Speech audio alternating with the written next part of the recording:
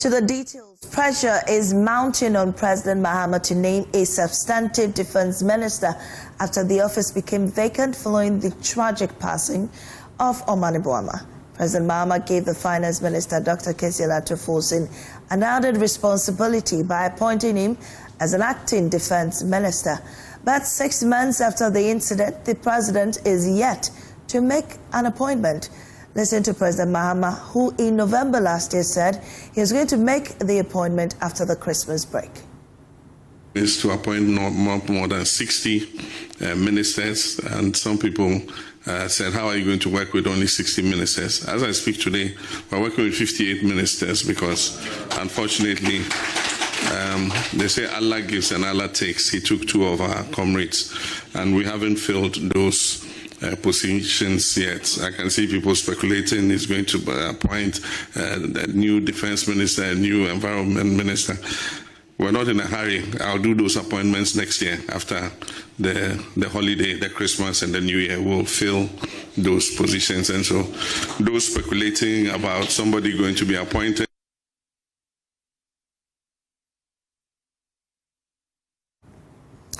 That was President Mahama speaking at the Jubilee House when the Ghana Muslim Mission paid a courtesy call on him. The Christmas break is over. No appointment yet. Former Defense Minister and Bimbilla MP Dominic Nitiwul is warning that Ghana's security architecture is being exposed by the continued absence of a substantive defense minister. Nitiwul says the recent terrorist attack on Ghanaian tomato traders in Burkina Faso underscores the urgent need to appoint a fully mandated defense minister to lead investigations and coordinate a decisive national response. I just think that the Ghanaian government must be explaining to us what happened, the circumstances. I think government has not yet come out. They've come out officially with some statement, but we want detailed explanation, and either by the foreign minister or by the defense minister. And that's why I kept on calling that the president should have appointed a defense minister, because by this time the minister for defense should have been on the flight to Burkina with his team. This is not the job of the interior minister. He's my friend, but unfortunately that's not his job. If he goes there, he'll go and meet the defense minister. It's the soldiers who are fighting the terrorists. It's not the interior minister's job. And unfortunately, the interior minister's job ends at Paga, the border. Doesn't go beyond the border. It's the duty of the Minister for Defense with defense intelligence and national security to have gone. They set up a team. They will go there, find out what happened, investigate, and make sure that they find out what happened, the circumstances that led to it, and then also to find out what is the best way to ensure that it doesn't happen again, because that's very important for us. Still on the defense minister, and some names have come up as potential names that for the position. My colleague James Aveji joins me in studio to run us through the list. James, thank you for joining us. What are the names that we're hearing? Well, Mami, 4 key names have been making rounds in the last few days. Top amongst them is the MP4 Electoral constituency, Honorable Senator Ajiman Rawlings. We know her state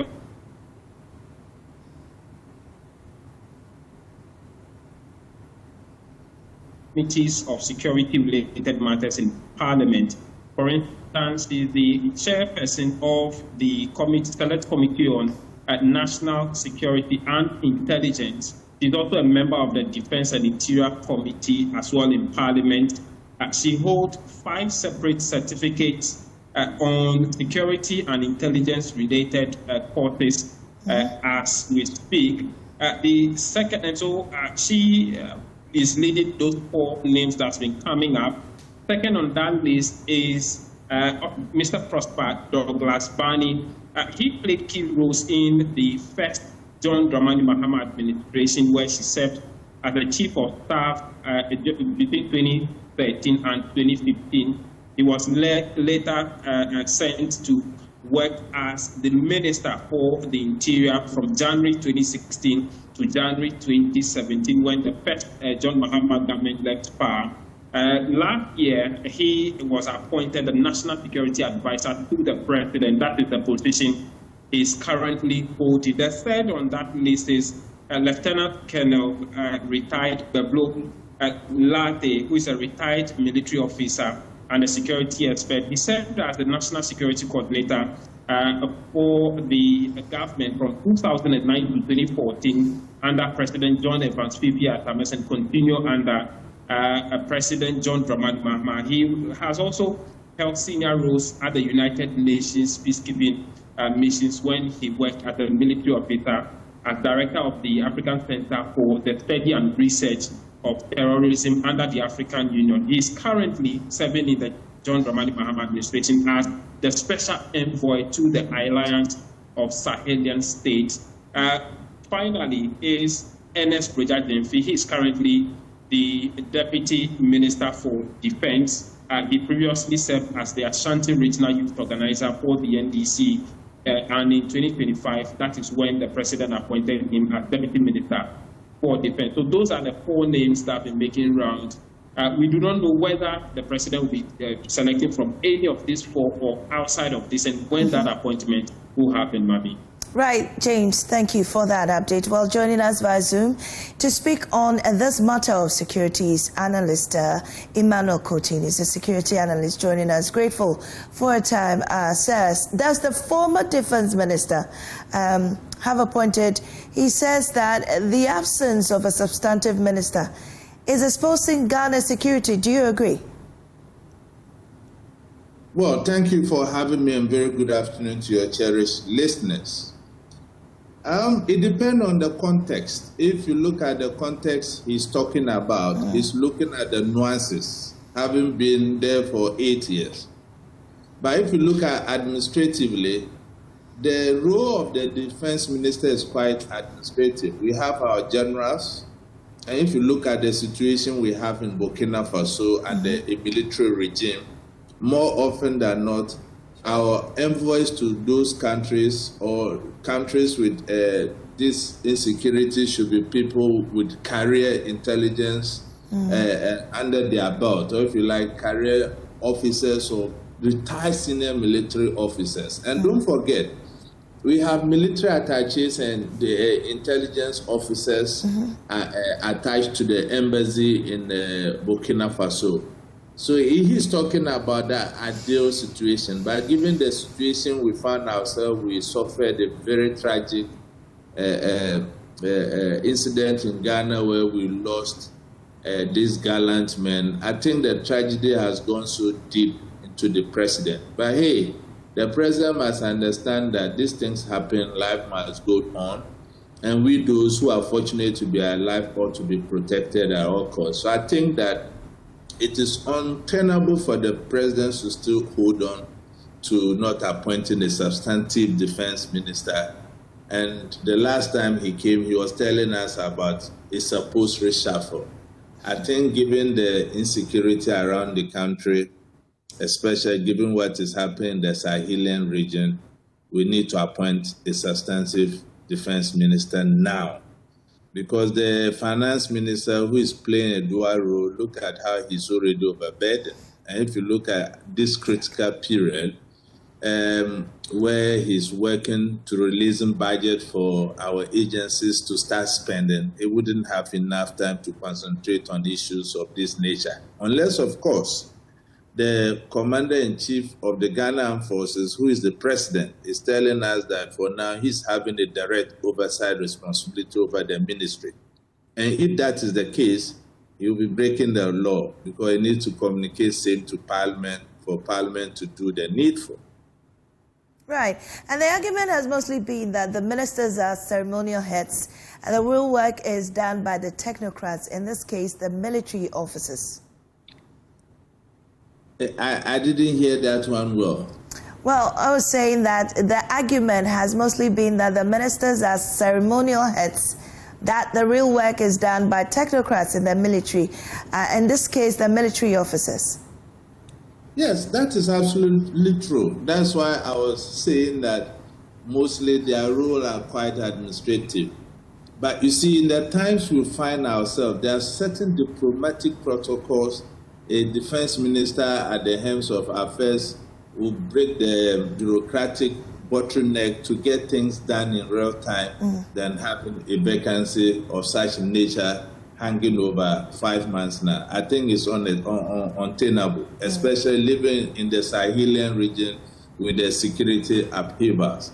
I think for now, we as a country, we've all agreed that it has been far too long and there's no politics in there. The president cannot tell us that among the NDC team, there are no capable minds who can hold that ministry. It's far too long. You know, these things happen. If it was in an advanced country, but now the defense minister is replaced. Yes, tragedies do occur. And it's human nature. It's part of us as human beings, and it's a fate every human being has to face. What do you think is best fit for the job, bearing in mind the security situation in the region? I think it's just about the semantics of it and the politics of it. And I think this tragedy really affected the president personally. So that has accounted to what we are seeing. That's why I'm appealing to him that he needs to get over it and understand that he has a country to govern. Well, that point has been made, but I wanted to know from you, who do you think is the best fit for the job? Well, if you look at the names that are coming up, honestly, I would better leave that to the commander-in-chief of the Ghana Armed Forces. But do you think the president is struggling to make a choice?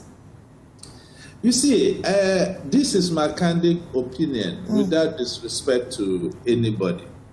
I think it is about time we have a very seasoned, retired senior military officer to come to the Ministry of Defense. Right. The politics we play around our security health institutions is one too many. And you can't just get young people and these generals should be saluting them. It takes a whole lot to rise to that position. How many generals do we even have? How many people are fortunate to rise to that level? And we have a lot of retired generals. I think it's about time we make good use of them. They understand the nuances of the security architecture within the system, especially given that in the Sahel, we are having a lot of security upheavals. If you put a political player there, things will not gel as it's supposed to be. Right. So I think that my advice to the president is to get a very seasoned, senior, retired military officer to head the Ministry of Defense, without disrespect to anybody. Right. Thank you very much, Security Analyst Emmanuel Coutin there. Now, there's growing reactions to Chief Justice Paul Bafoboni's decision to throw out petitions calling for the removal of Special Prosecutor Kisei Japing, Chairperson of the Electoral Commission, Jean Mensah, and her 2 deputies. The CJ, in his letter to the President, established that although the concerns in the raised serious constitutional and administrative questions, they cannot form grounds for a prima facie determination.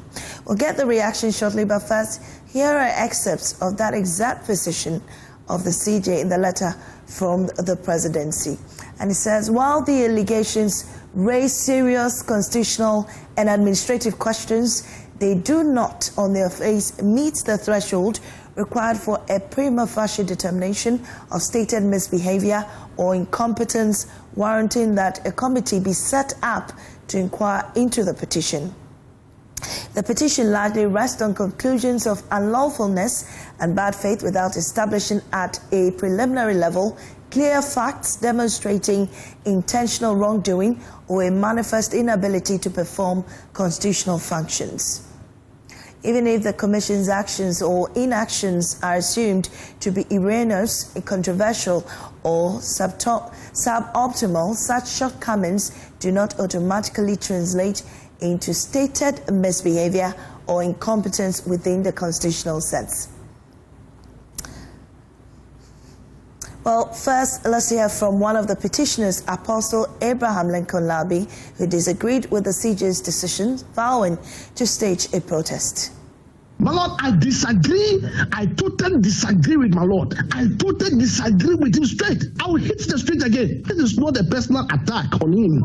But this is, we are protecting. When you do this, you are creating something for people to doubt the credibility of the judicial service. People will be reading meaning into the judicial. Meanwhile, John Dramani Mahama promised to clean the judicial service. So is it trying to say that, wow, all the petition, all the four, or all the whatever, there's no power for case? I will hit the street again. Next month, I'm hitting the street again. But I staged a one-man demonstration, but I will call people to join if they want to join fast. But still, it's Apostle Abraham Lincoln Labi, one-man demonstrator. I'm going to hit the street again, and I'm calling everybody. If they join me, fine. If they don't want to join me, I will hit the street again.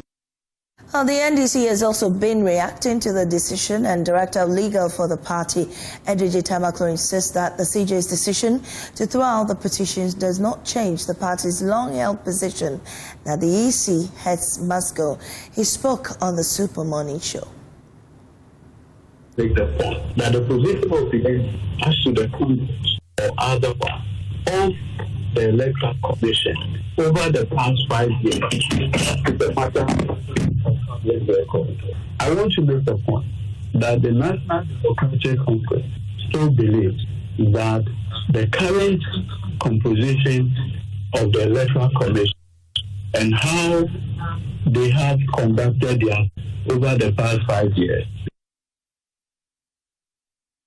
On the matter of legislation, there was a similar move some time ago, and Parliamentary Affairs correspondent Kweku Asante joins me with some updates on that. Kweku, who initiated this move? How far did it go?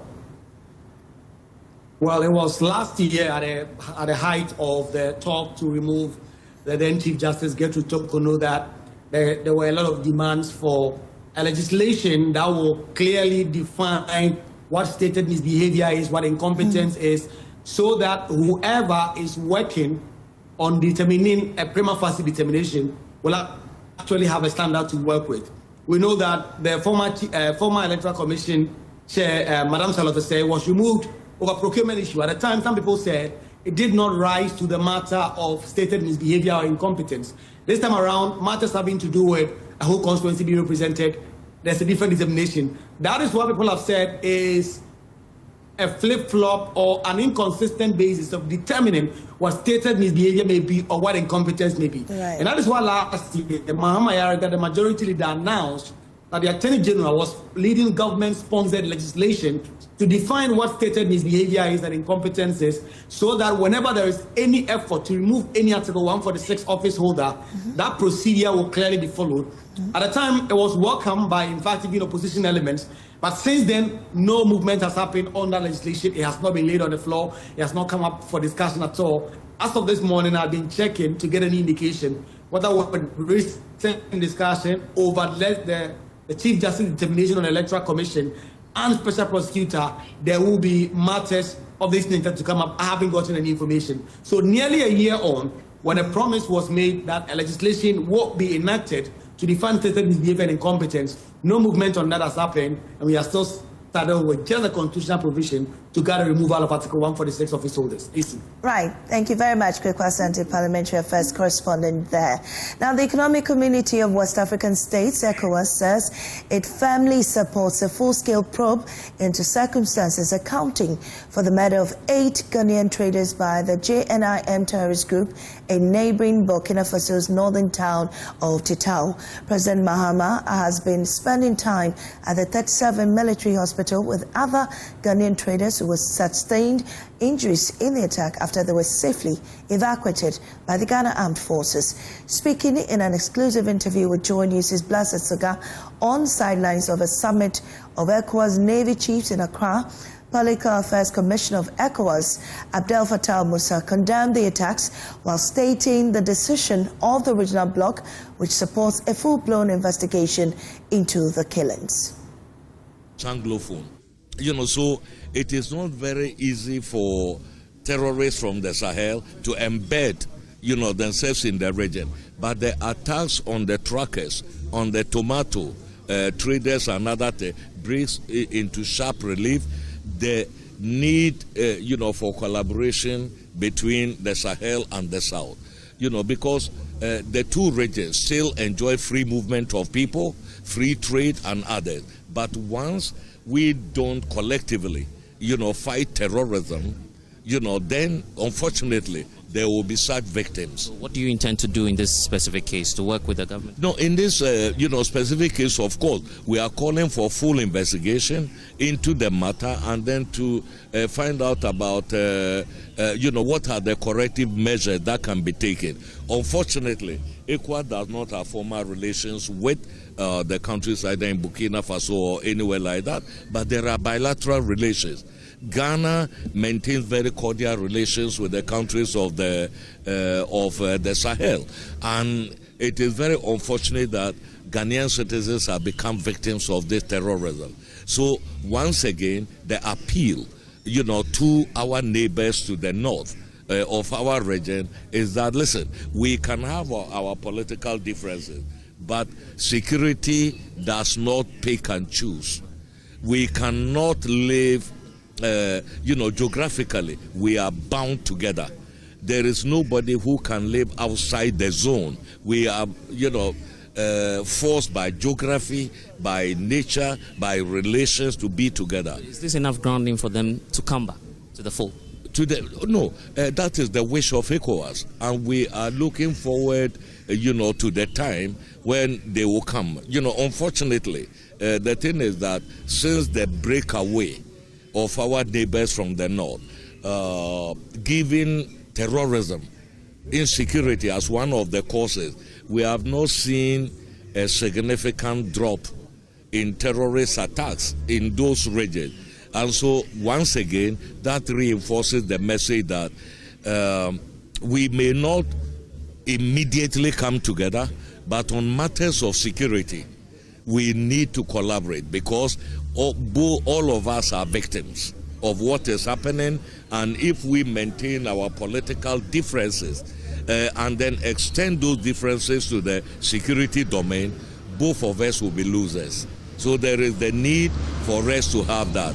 As for coming together, that is the sovereign decision of the Alliance of Sahel States. It is the wish of ECOWAS that come. Meanwhile, the United Nations Development Programme is urging West African governments to tackle the underlying socio-economic factors fueling the growth of violent extremists in the sub-region.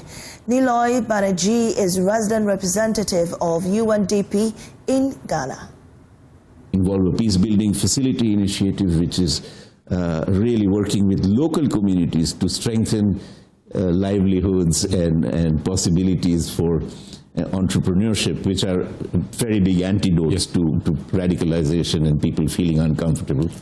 And also we are part of the peace process in parts of the country.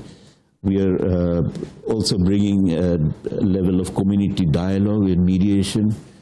And finally also some rapprochement between the security forces and local communities. So it's a whole bouquet of initiatives that come together on the peace and security agenda, and working very closely with the peace architecture of the government and civil society. And I don't know if you've heard of the latest, where, of course, there was an attack on some traders, just as you were pointing out, people moving into Burkina Faso, just as we've heard, unfortunately, they were attacked by violent extremists.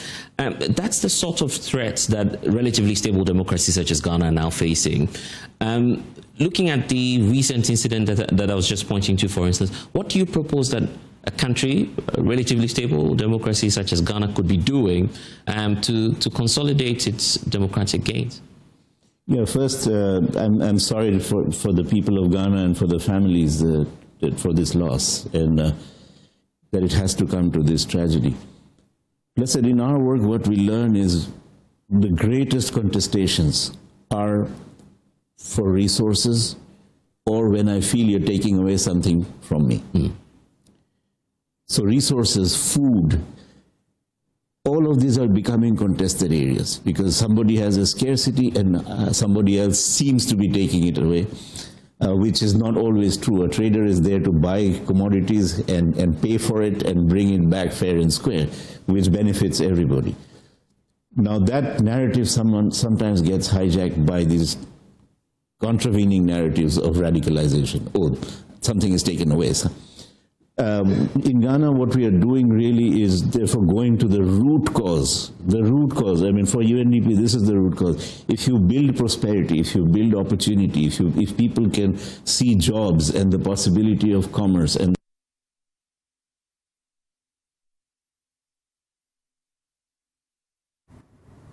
The chief of Manso Akwasiso Nana Kwache Chimayebwan II led residents of Amanse South District to stage a protest against the alleged killing of a 20-year-old man by military personnel, demanding immediate investigation and justice. According to reports, the deceased, identified as Evans Alote, a second-year student of Konfanochi Senior High School, was allegedly chased by soldiers into an abandoned Galamsey pit, leading to his tragic death. More in the following report. Nana Kwache Chimayebwan II says although he strongly opposes illegal mining, it was unacceptable for military personnel to pursue a young man into a dangerous pit and allegedly prevent others from rescuing him.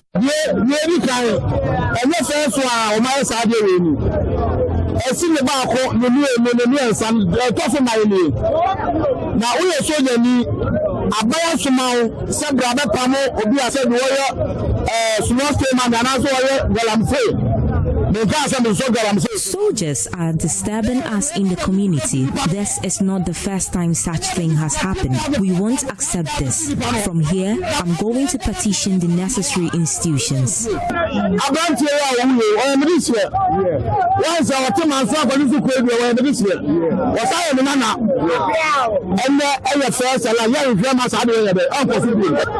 Some protesters who claim to have witnessed the incident told JoyNews that they attempted to rescue Evans after he fell into the pit, but the soldiers prevented them by firing warning shots.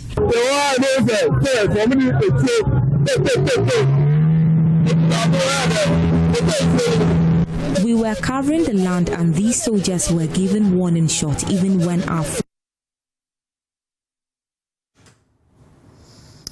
Well, police at Kumawu in the Ashanti region have granted bail to the pharmacist at the Kumawu Government Hospital who allegedly assaulted a medical officer while on duty at the hospital. Kofi Dugan was arrested by the police on Sunday and detained overnight for allegedly assaulting Dr. Fred Twene Amankwa, the medical officer in charge of the hospital's emergency unit, following a misunderstanding over medication meant for a patient on admission. Police investigations revealed the traumatized medical officer, who later reported at the police station with a torn cloth and bruises on his face, was assaulted without any provocation. According to Dr. Twene Amankwa, he had gone to the pharmacy to pick up medication for a patient who was on admission at the emergency ward because the patient came to the facility alone. The pharmacist, who claimed the medical officer had no business picking the prescription, first held him and strangled him as his breath was seized. When I went there were two people there. One is the girlfriend to the pharmacist. Then I gave the card to her because he was on duty as at that time. She removed all the medicine for me. It was left with only one medication. Then he told me I should go and make the payment because the patient doesn't have insurance also. And I said, oh no, the patient is on admission and it is also an emergency. So give it to me and let me send it to the patient. Afterwards, normally what I do is they have to pay, not me. It's everything that we do here as a practice. So actually she gave me the medicine. I brought it to the ward. Then I said, no, of late, I don't know why this lady have been talking to me and the behavior, because previously it wasn't like that. Then I went back. So when I went back and I informed her, Mami said, me baha na me ba bejedra, me sro serve me na ode fama menko. He said it has been given to him as an order from the pharmacist. And I saw a testing. All of a sudden, then I saw the pharmacist inside.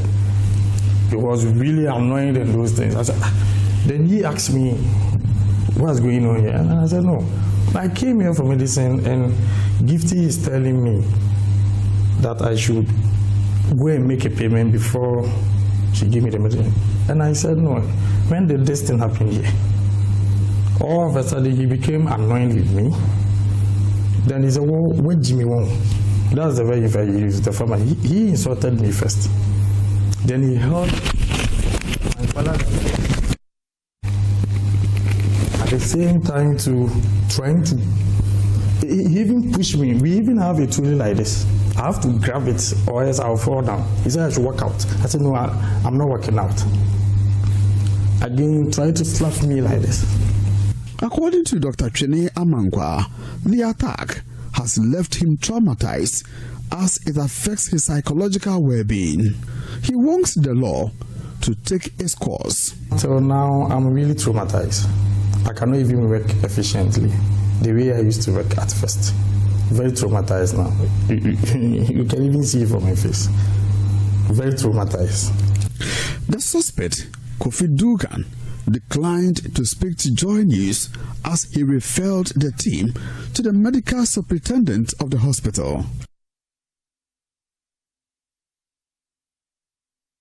On the Kwabenya Brekuso Kitasa stretch, pupils make their way to and from school along a dusty pothole-ridden road. Covering their faces with handkerchiefs has become part of the daily routine as every passing vehicle leaves behind a haze of dust that blurs visibility. Beyond the classroom, the impact is evident at the Brekuso Health Center, where health workers report increasing respiratory diseases. More in today's episode of Roads of Peril by Pearl Ofori.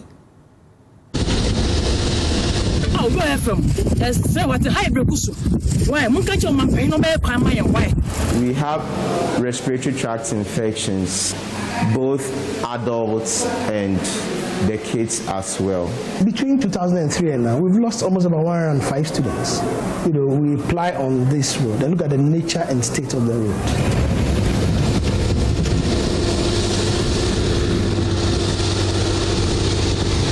This is the Brekusu Road. Commuting to and from school should not be this uncomfortable. But for these young ones in Brekusu, it is. Every day, pupils walk along this untarred stretch, bracing themselves for the next passing vehicle. When a vehicle approaches, they pause and cover their faces, knowing that once it passes, the dust will follow.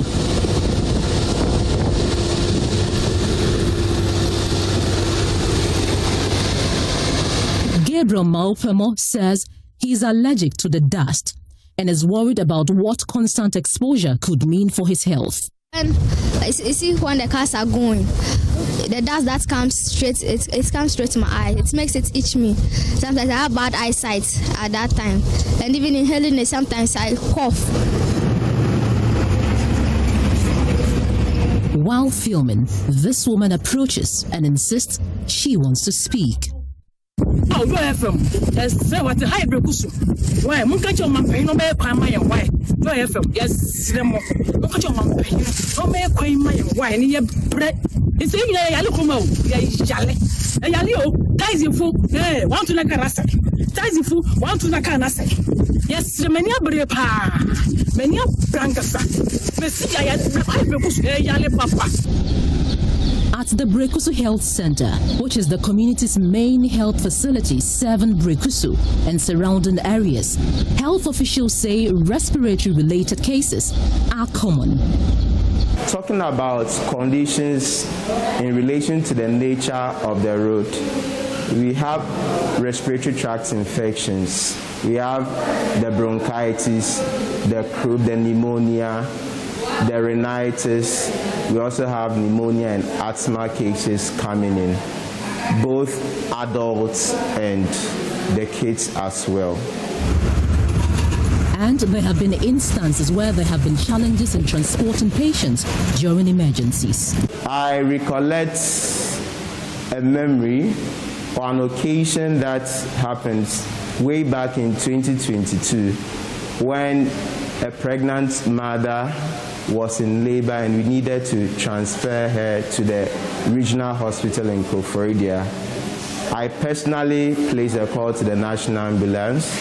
What they told me was because of the deplorable nature of our roads, they are unable to come. My director also put in her efforts, my DDNS, but to no avail. So usually we rely on the local transport system, the taxi drivers, to transport patients to the nearby facilities or during referral. Sterling International, a private school on the Brekusu Road, has had over 100 pupils leaving because of the condition of the road. Alfred Kojo Alote is the principal. Yes, between 2003 and now, we've lost almost about 105 students. 105. Just within a term, they go out. Some will come in and go. By the twinkle of an eye, they are gone. And quite apart from this one too, we apply on this road and look at the nature and state of the road. There are issues of respiratory-related diseases that parents complain of, and eventually it leads to withdrawals. Parents would come in, we would do the admissions online, and the first time they drive on this road, withdrawals. So it's not been so easy for Sterling. If you look at our buildings, we have a capacity for about 1,000 students, but we are nowhere near even a third of that, just because of the withdrawals that we encounter. Learners here share their own experiences. Actually, I don't live around here. I live around Pokwase Kwabinia. So I have to commute from there to school every morning. And the bus gets spots easily because of the road. Sometimes it has potholes and it's easy for... This morning, for instance, we had a flat tire. So we got to school really late. Now the bus systems are really difficult to operate because of the road. And you can be on the bus. We are inhaling a lot of dust as we're on the bus. So we can be on the bus and we randomly hear 5 people sneeze at once. we all get sick sometimes. When the weather is cold as well, it can cause some of us to get so sick. Some of us are asthmatic as well. So it's really not a good thing with the current state of the road. Due to the potholes and the dust, parents are not able to come and visit their children in the school. And when they come to visit, their cars mostly get spoiled on the way here and it gets dirty. So we would like for the government to fix the road as fast as possible.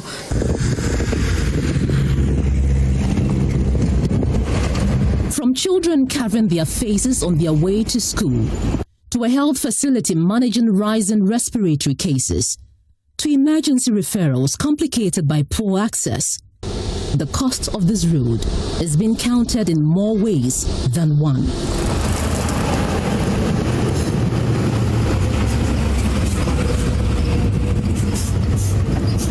For JoyNews, I am Pearl Ufuru.